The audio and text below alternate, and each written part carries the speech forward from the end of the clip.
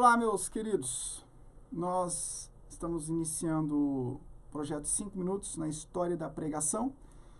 Eu me chamo Michel Augusto e esse é um projeto da FTRB, Faculdade Teológica Reformada de Brasília, através do Exposição Bíblica, que é um dos projetos que a Faculdade Teológica mantém. E nós vamos falar sobre esses 5 minutos na história da pregação. E hoje eu queria iniciar com um tema chamado Os Altos e Baixos da Pregação do Evangelho na História da Igreja.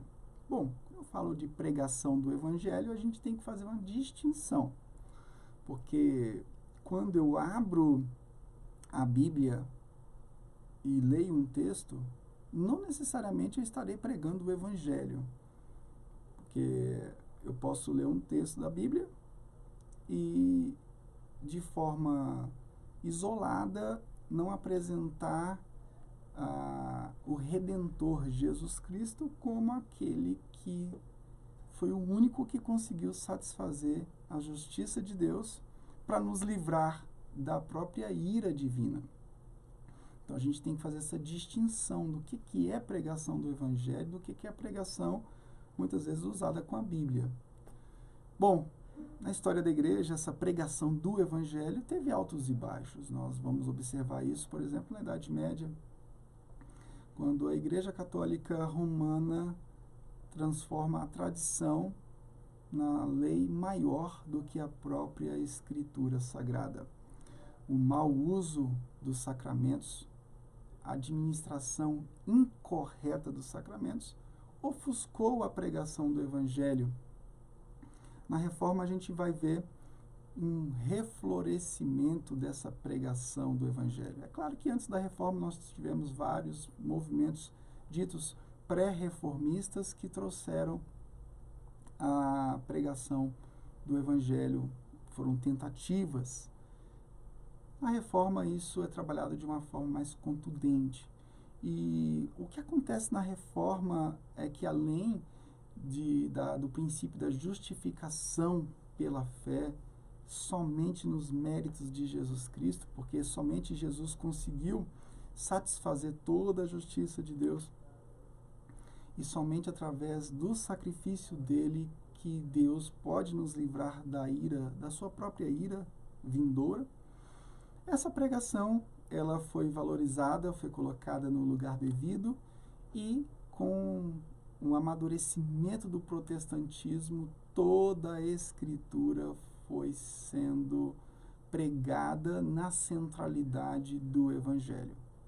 Bom, depois do Iluminismo, nós vamos observar que a pregação passou por uma fase tenebrosa, onde ela foi transformada em muitos ambientes em uma espécie de comunicação de virtudes.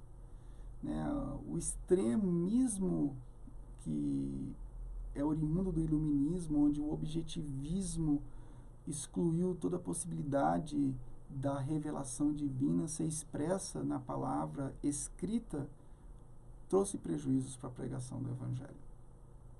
Se a gente falar de pós-modernidade, nós vamos falar de outro extremo, ou seja, o extremo onde tudo se tornou subjetivo. Então, a fé, ela é considerada de forma muito subjetiva. Isso acontece fora da igreja, principalmente, mas infelizmente, dentro de muitas igrejas, as pessoas não conseguem conviver com o valor objetivo que a palavra de Deus possui. É claro que a palavra de Deus, ela é inspirada pelo Senhor, é uma revelação divina, mas ela tem um valor objetivo.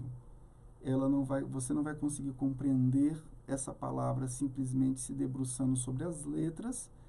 É claro que você precisa que essa palavra seja pregada e na ação do Espírito Santo, pela pregação do Evangelho, ou seja, a centralidade do sacrifício de Cristo Jesus, Deus pode, pelo Espírito Santo, te convencer dessa verdade. Bom, isso passou por altos e baixos, continua passando. Hoje a gente está vendo um reflorescimento.